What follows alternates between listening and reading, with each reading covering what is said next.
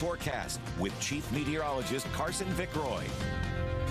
Really has not been a bad day across East Texas. We have seen a few passing clouds here and there. This, of course, is atop the Plaza Tower in downtown Tyler, looking off to the north. It's been warm, it's been humid, it's also been breezy. You can see the temperatures. We are in the low to middle 80s, so be prepared for that. Be prepared for this as well. Dew points in the 60s and 70s. So the Gulf moisture, well, it's plentiful right now, and those wind speeds, they are out of the south at about 5 to 20 miles per hour. Just depends on where you're at currently.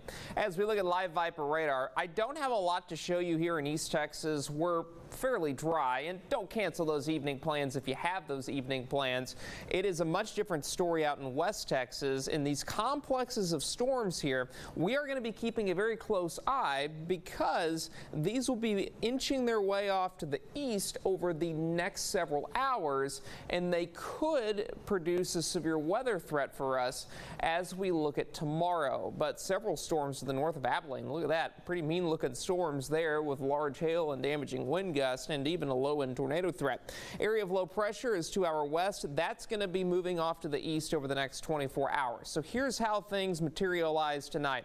The storms, they're out to the west, they stay to the west. Really no threat of storms here in East Texas tonight. But to the north of the DFW area, much different story. You can see those storms along the Red River, and we could have so much rain in that region that we could see some flash flooding there. So we'll keep an eye on that. Flash flood threat here in East Texas, it's very low. We will end up with a few showers early tomorrow morning, so be prepared for that. But the risk of severe weather, other than a small sliver of Hopkins County under a marginal risk, most of it stays up to the north. All right, let's continue with Futurecast. We're going to start this at 7 o'clock tomorrow morning.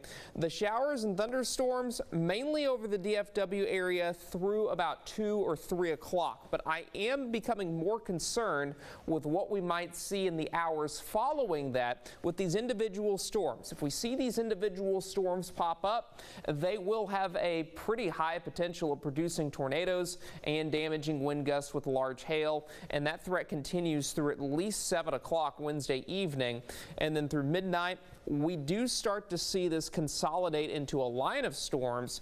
Those will move to the south and to the east, and then we will see a break in the activity by midday Thursday. But it is a slight risk of severe weather. I would not be surprised, however, if this does increase to an enhanced risk, with the main threats will be wind, hail, and tornadoes. Tonight, we fall to 69, an isolated shower or two, certainly a possibility. It's not going to be a washout. And then tomorrow, we are back into the lower 80s with a much better chance of scattered showers and thunderstorms.